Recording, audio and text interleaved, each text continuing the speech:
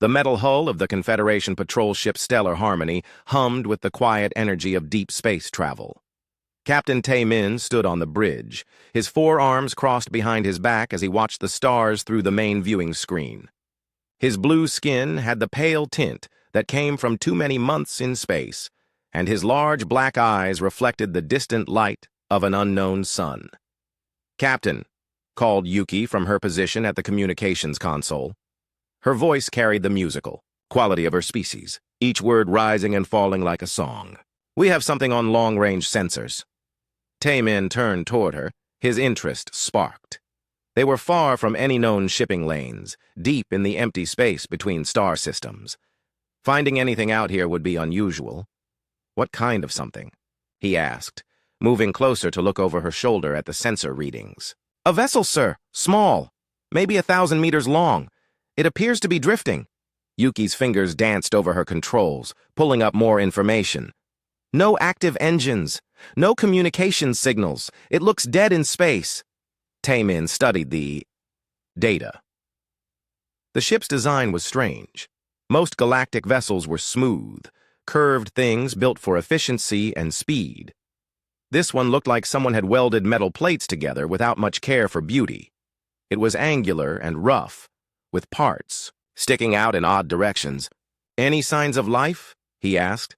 "Unclear, Captain. The hull is made of some kind of dense metal that blocks our deep scans. But there are heat signatures. Could be survivors."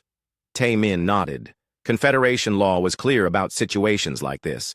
Any ship in distress had to be helped, no matter what species crewed it, even if they were from some backward world that had barely learned to leave their own system. "Take us closer," he ordered. "But keep our shields up. We don't know who they are or why they're out here." The Stellar Harmony changed course. It's advanced, engines pushing them toward the strange vessel. As they got closer, more details became clear. The ship was definitely primitive. Its hull showed signs of micrometeor impacts that any decent shield system would have prevented. The engine section glowed with the dull heat of basic fusion drives, the kind of technology most species gave up centuries ago. "Poor things," muttered Hyun-soo from the tactical station. He was young for a Confederation officer, his green skin still bright with youth. "Look at that wreck. They're probably lost. Maybe their navigation system broke down." Captain Tae-min felt a touch of sympathy. Space was dangerous for species that didn't have good technology. Every year, the Confederation rescued dozens of ships from worlds that had just discovered space travel. Usually, the crews were terrified and grateful for help. "Yuki, open a channel," he said. "Standard first contact protocols.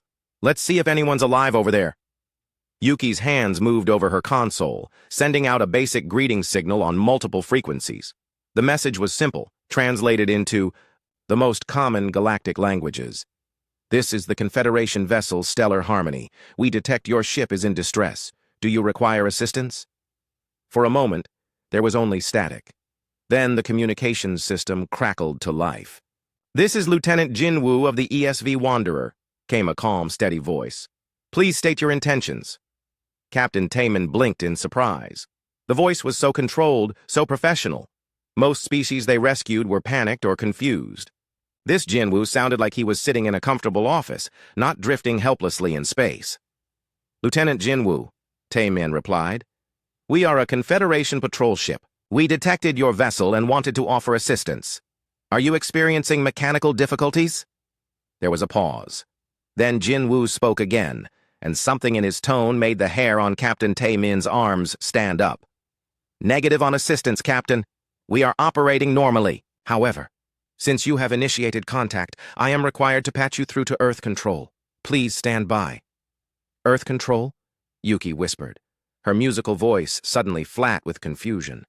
Captain Tae-min felt a cold sensation in his stomach. Earth. That name stirred something in the back of his mind. Where had he heard it before? "Sir," Hyun-soo said quietly. "Did he say Earth?" Before anyone could answer, the communication channel opened again. This time, a different voice spoke. Female, crisp, and utterly professional.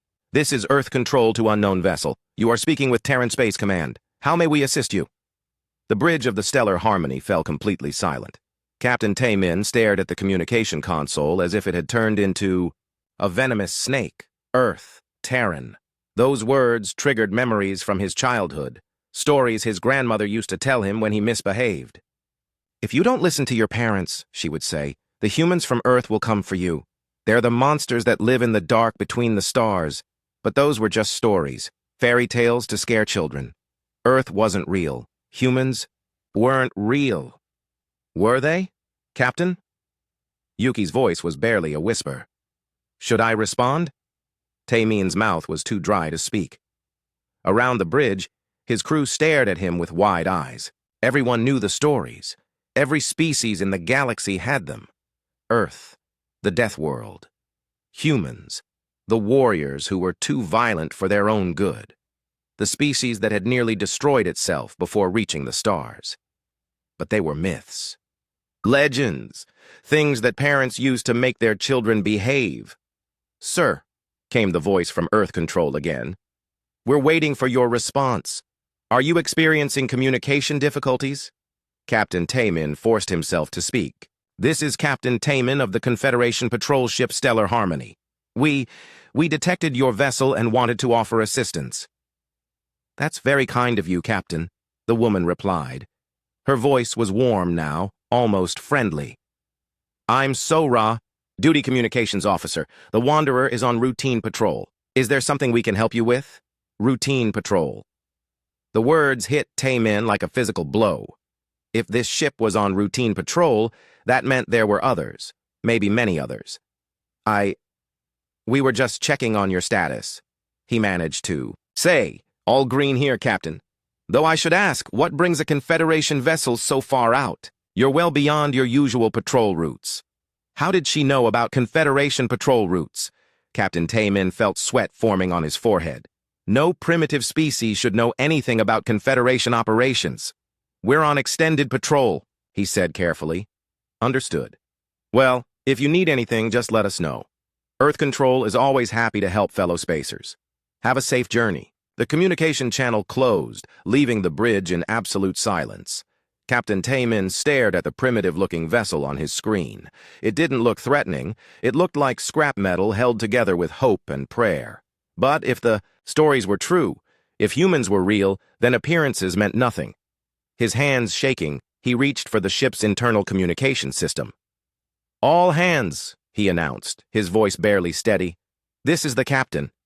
We have encountered a human vessel. I repeat, we have made contact with humans. All crew report to emergency stations immediately." The emergency alarm on the Stellar Harmony filled the corridors with its sharp, urgent sound. Crew members ran to their stations, their faces showing confusion and fear. Captain Taemin stood on the bridge, watching his officers work with shaking hands.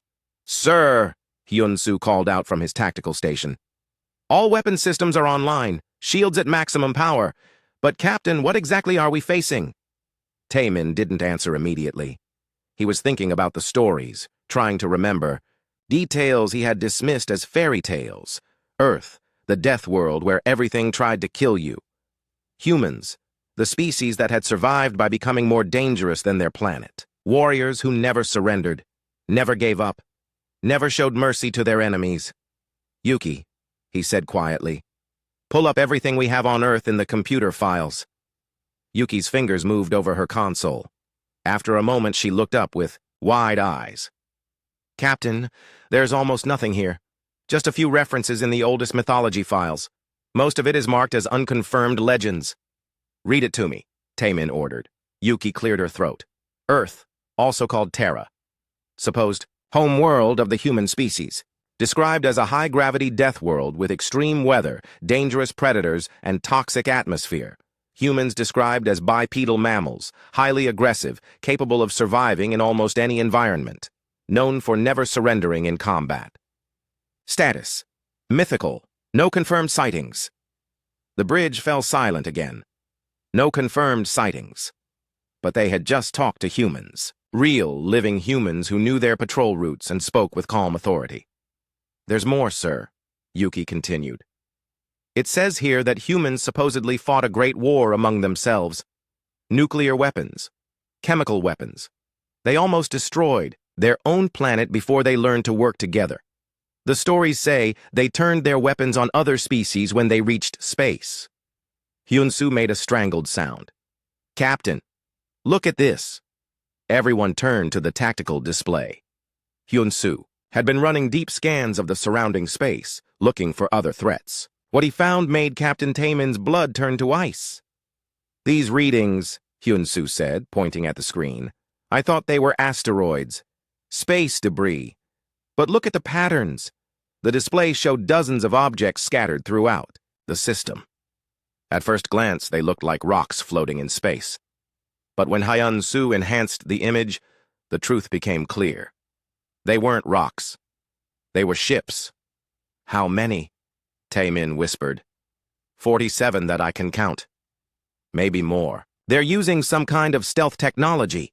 Our sensors can barely detect them." Hyun-soo's green skin had gone pale. "Captain, we're surrounded."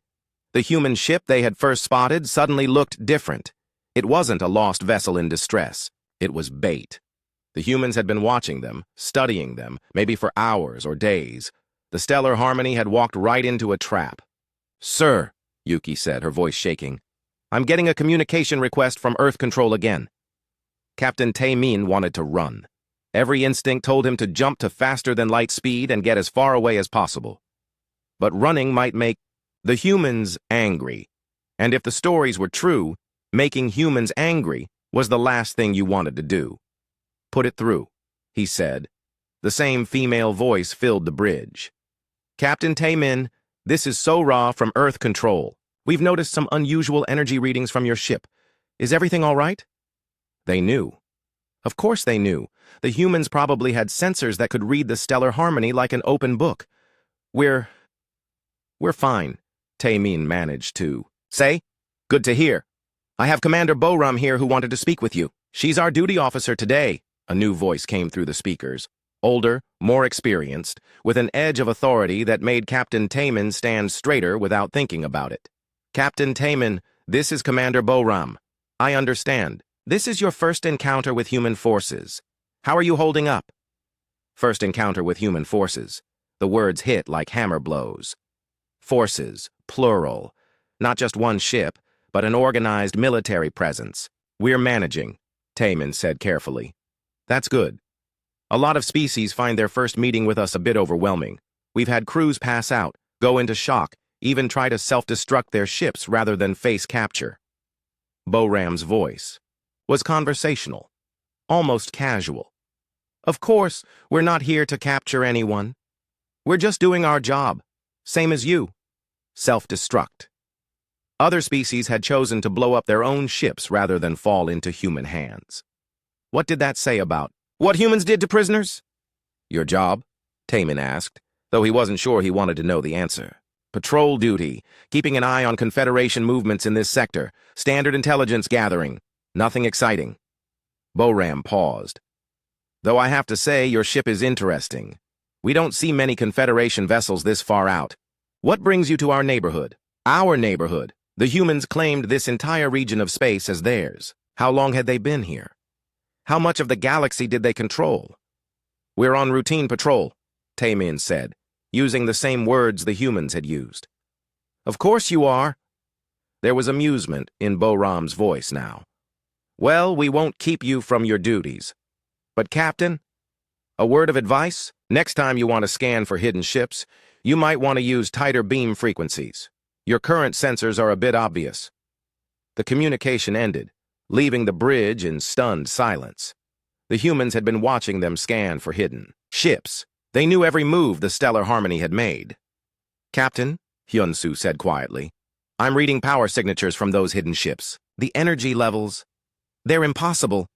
Each one of those vessels is putting out more power than our entire ship." Taemin closed his eyes. The stories had been wrong. They hadn't exaggerated how dangerous humans were. If anything, they had made them sound too weak. "Sir," Yuki said, "what do we do?" Captain Taemin looked at his crew. Young, scared, trained for normal patrol duties against pirates and smugglers. They had never prepared for this. No one had prepared for this because everyone thought humans were just stories. "We stay calm," he said. though his own voice was shaking. "We follow normal procedures. We don't do anything that might make them think we're a threat." "Are we a threat?" Hyunsu asked. Tae-min looked at the tactical display, showing 47 human ships hidden in the darkness around them. Ships with impossible power signatures and stealth technology that made them nearly invisible. Ships crewed by the species, that had almost destroyed their own world and then turned their weapons on the stars. "No," he said quietly. "We are definitely not a threat." Deep beneath the surface of Earth, in a hidden command center that had been built into solid rock, alarms were ringing. Admiral Garam walked quickly through corridors filled with officers and technicians, all moving with the urgent efficiency that came from years of training. The command center was a massive room carved from living stone, filled with screens and communication equipment. Dozens of people sat at control stations, monitoring signals from across the galaxy. At the center of it all was a huge display showing star charts and ship positions. "Admiral," called Dr. Yunji as Garam entered.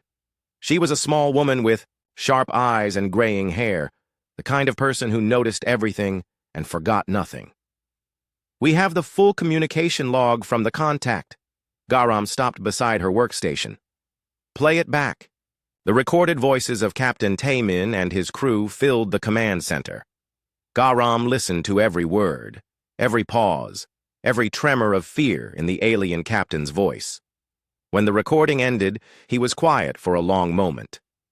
"Analysis?" he asked. Dr. Yunji pulled up charts and graphs on her screen.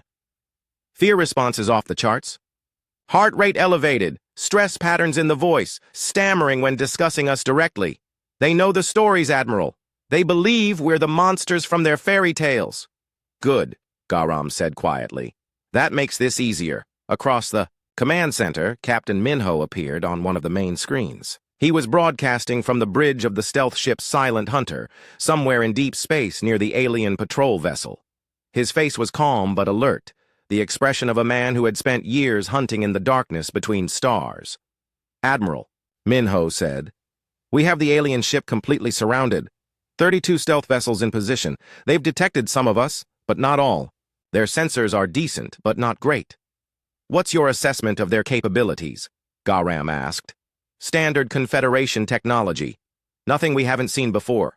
Their weapons are fusion-based, probably effective against civilian targets but useless against our armor. Their shields might stop an asteroid but wouldn't slow down our penetrator rounds." Minho paused. "Sir, with respect, we could disable their ship in under 10 seconds if we wanted to." "We don't want to," Garam said firmly. "This is a golden opportunity. The first official contact between humans and the Confederation. We need to handle this perfectly." Another voice spoke up from across the command center. "Admiral, this is Ji-hai from Political Relations." She was younger than most of the senior staff, but her job was one of the most important. She helped decide how Earth would interact with other species. "I've been reviewing our options.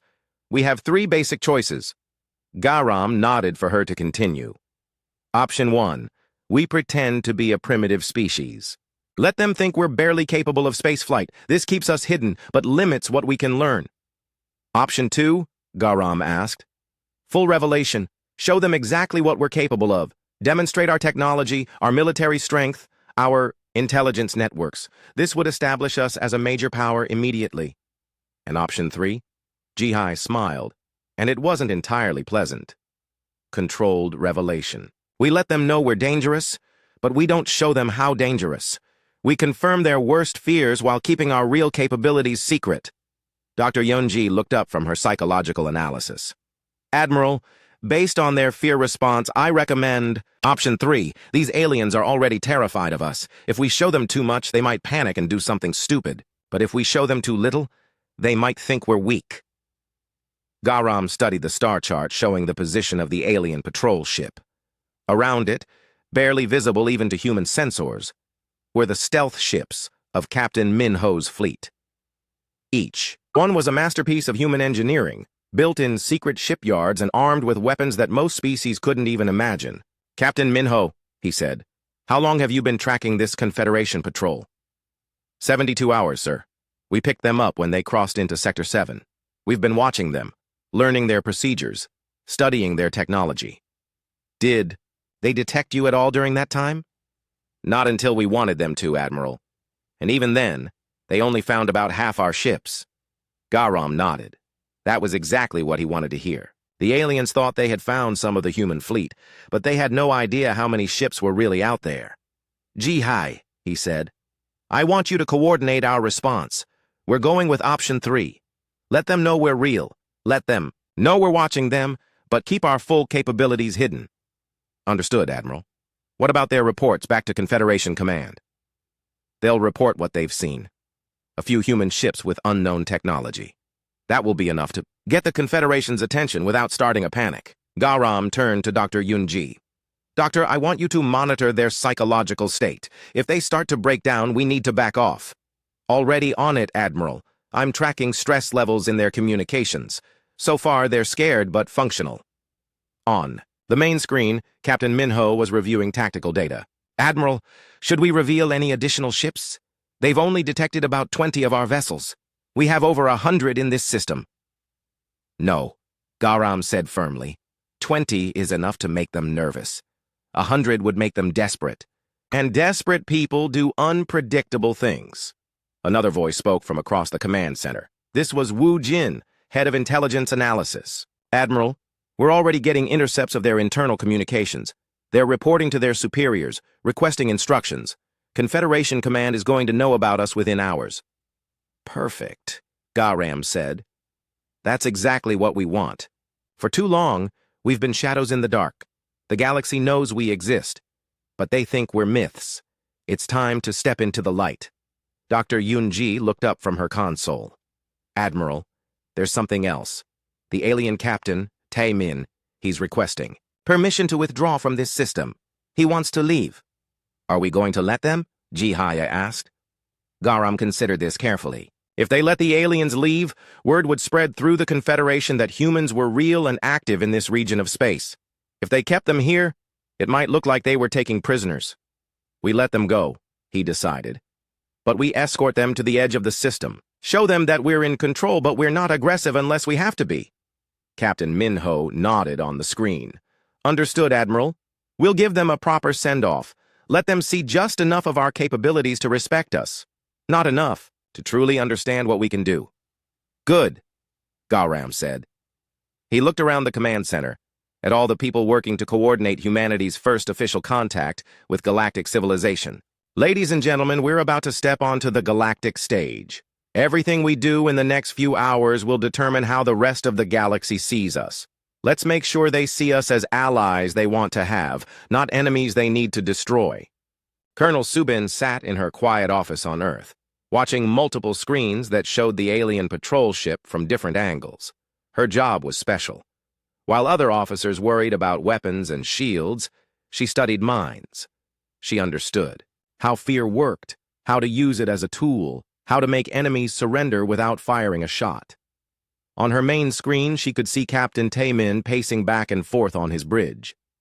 The alien's body language told her everything she needed to know. His shoulders were tight with stress. His hands shook when he thought no one was looking. He kept glancing at the tactical display that showed human ships surrounding them. Perfect, Subin whispered to herself. Fear was making him smart. A panicked enemy might attack or run. A frightened but thinking enemy would listen and obey. Her communication panel beeped. It was time for the next phase of the plan. Captain Tae Min, she said, opening a channel to the alien ship. Her voice was warm and friendly, like she was talking to an old friend. This is Colonel Subin from Earth Control. How are you doing over there? There was a pause before Tae Min answered. We're fine, Colonel. That's good to hear. I hope our ships aren't making you nervous. They're just routine patrols, you understand. We like to keep an eye on this part of space. She watched Tae Min's face on her screen. His eyes went wide when she said, routine patrols. He was probably thinking about all the human ships hidden around his vessel. If these were routine patrols, how many ships did humans have in total? Colonel, Tae Min said carefully, we were wondering if we could continue on our way. We don't want to interfere with your operations. Subin smiled. He was being polite, respectful. Good. Of course, Captain. You're free to leave whenever you want, though I should mention you might want to have your medical officer check your Crew for stress reactions. Stress reactions? Oh, it's nothing serious, Subin said, as if she was discussing the weather. It's just that many species find their first encounter with humans somewhat overwhelming. We've had crews develop anxiety attacks, panic disorders, that sort of thing. Nothing that good medical care can't handle. She paused, letting that sink in. Then she continued in the same casual tone. Your crew seems to be handling things well, though, much better than the last Confederation patrol we met. Those poor beings were so frightened they couldn't even speak coherently. Captain Taemin's face went pale. There had been other encounters. Other Confederation ships had met humans and lived to tell about it, but they had been damaged by the experience. On another screen, Subin could see data from Wu Jin in intelligence analysis. He was monitoring all the alien ships' communications, both internal and external. His report showed that the alien crew was sending increasingly desperate messages back to their command. Colonel, Taemin said, how long have your people been operating in this region? Oh, quite a while now, Subin replied. We've been exploring this part of the galaxy for decades. Fascinating area. So many different species. So many interesting technologies. We've learned a lot just by watching. Just by watching. The words hit Taemin like a physical blow. Humans had been observing Confederation activities for decades without anyone knowing. They had seen everything, learned everything, prepared for everything. Subin's second screen showed a report from Hai Wan, the strategic analyst. She had been studying Confederation military procedures and had found some interesting weaknesses. It was time to hint at what humans knew. Captain, Subin said, still using that friendly tone. I noticed your ship is using standard Confederation patrol, Formation Delta 7. That's the one for deep space reconnaissance, isn't it? There was dead silence from the alien ship. Formation Delta 7 was classified information. Only Confederation military officers were supposed to know about it. How did a human colonel know their secret battle formations? How do you... Taemin started to ask, then stopped himself. Oh, we pay attention to these things, Subin said casually. Military procedures, shipping routes, communication protocols. You never know when information like that might be useful. On her screen, she could see Taemin talking urgently with his officers. They were probably realizing that humans knew far more about Confederation operations than anyone had imagined. Her communication panel beeped again. This time it was Jae Kyung, the alien science officer on the patrol ship. He was requesting a direct channel. Colonel Subin, Jae Kyung said, his voice shaking, I've been analyzing your ship designs. The power signatures don't make sense. How are you generating so much energy from such small reactors? Subin pretended to consider the question. That's an interesting observation, Officer Jae Kyung. You have good sensors for such an old ship. What exactly are you seeing? Energy output. That should be impossible. Materials that our science says can't exist. Weapon systems that don't match any known technology. Jae Kyung's voice was getting more strained with each word. Are you using some kind of exotic matter? 0-point energy fields? We use what works, Subin said simply. Human engineering tends to be practical rather than pretty. She could hear other voices in the background of the alien ship. Officers discussing what they had discovered, trying to make sense of technology. That was beyond their understanding. Colonel, Captain Taemin said, with respect, your technology appears to be far more advanced than anything in Confederation space. How is that possible? Subin's smile widened. This was the question she had been waiting for. Well, Captain, humans have always been good at solving problems. When your home planet tries to kill you every day, you learn to be creative. When you fight wars that could destroy your entire species, you learn to build better weapons. When you reach for the stars, you don't accept limits? She paused, letting them think about what that meant. Besides, she continued, we've had a lot of time to study galactic technology, decades of watching, learning, improving. It's amazing what you can accomplish when no one knows you exist.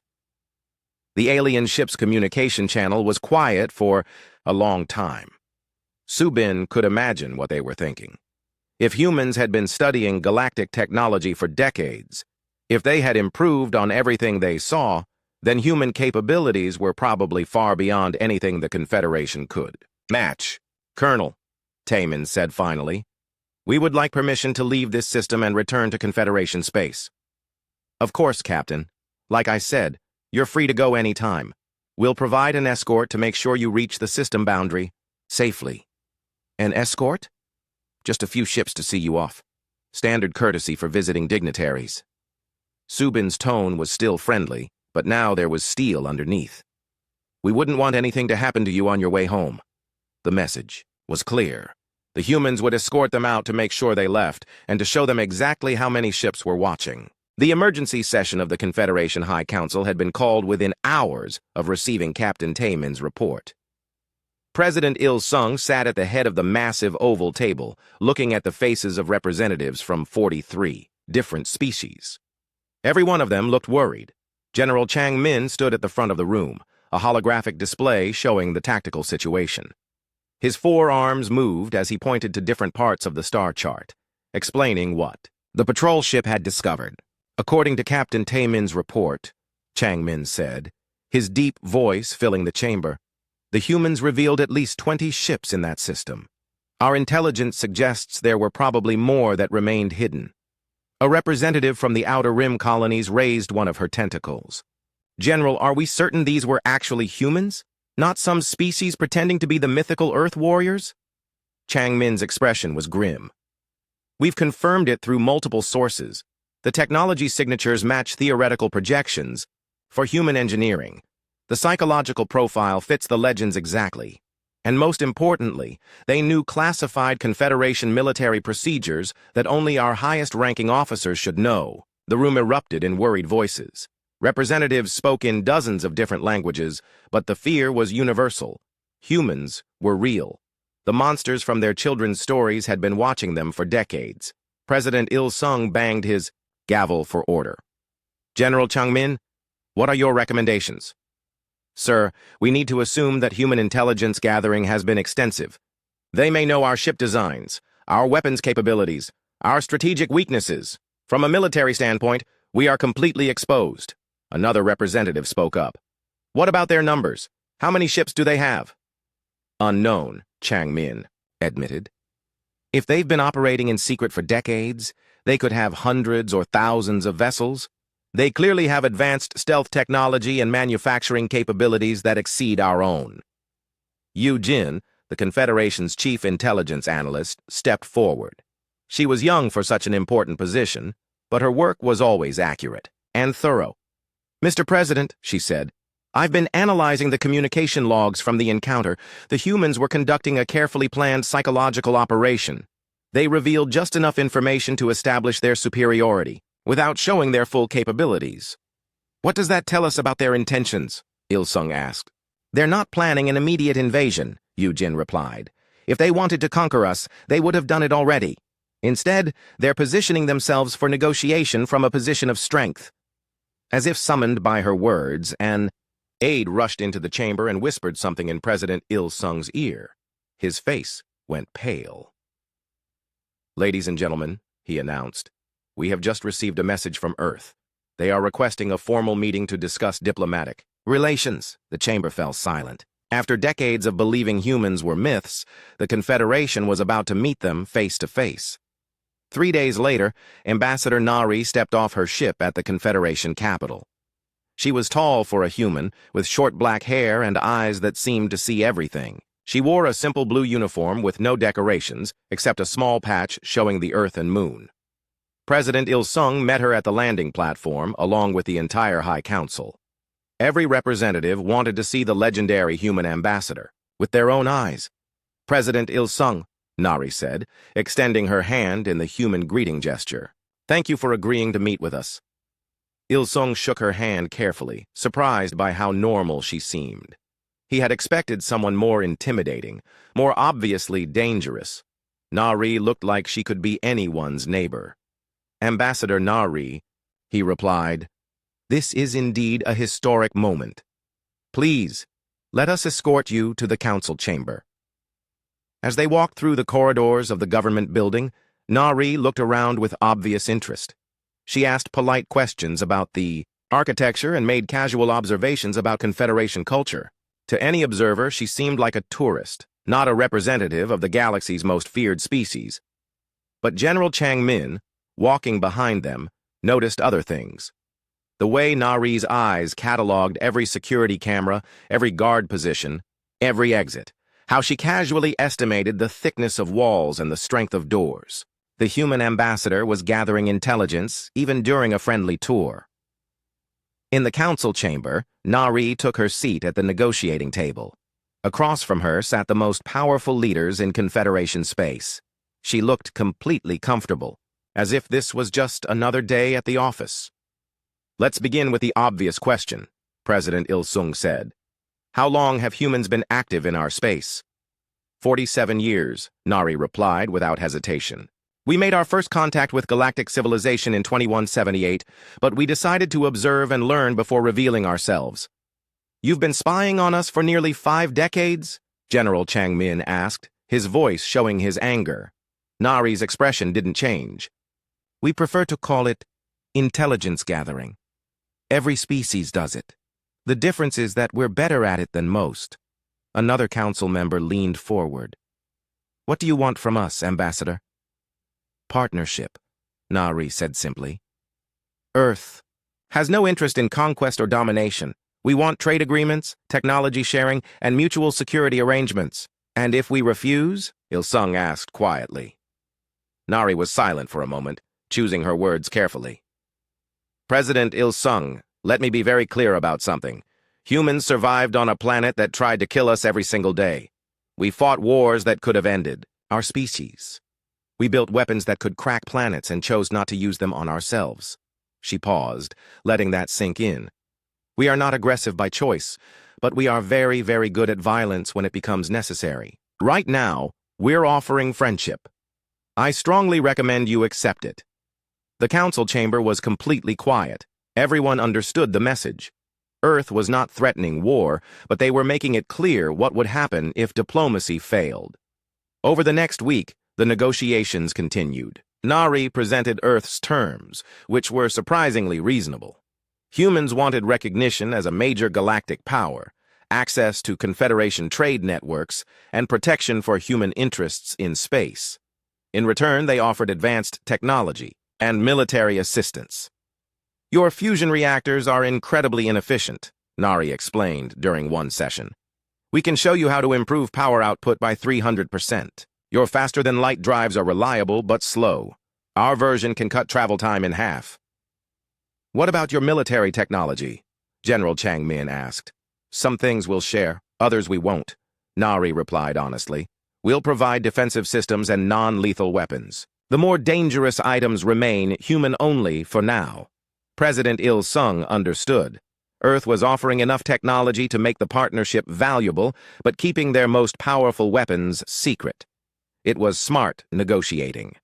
The final agreement was signed on a Tuesday morning in a ceremony broadcast across the galaxy. Ambassador Nari and President Il-sung shook hands while cameras recorded the moment that changed everything. Later that day, Captain Taemin received new orders. He was being reassigned from patrol duty to a special position, liaison officer to the Earth Embassy. His job would be to help other Confederation officers understand how to work with humans. As he packed his belongings, Taemin thought about how much had changed in just a few weeks. The monsters from the stories were real, but they weren't monsters. After all, they were neighbors who preferred to talk rather than fight. The age of human isolation was over. The galaxy would never be the same.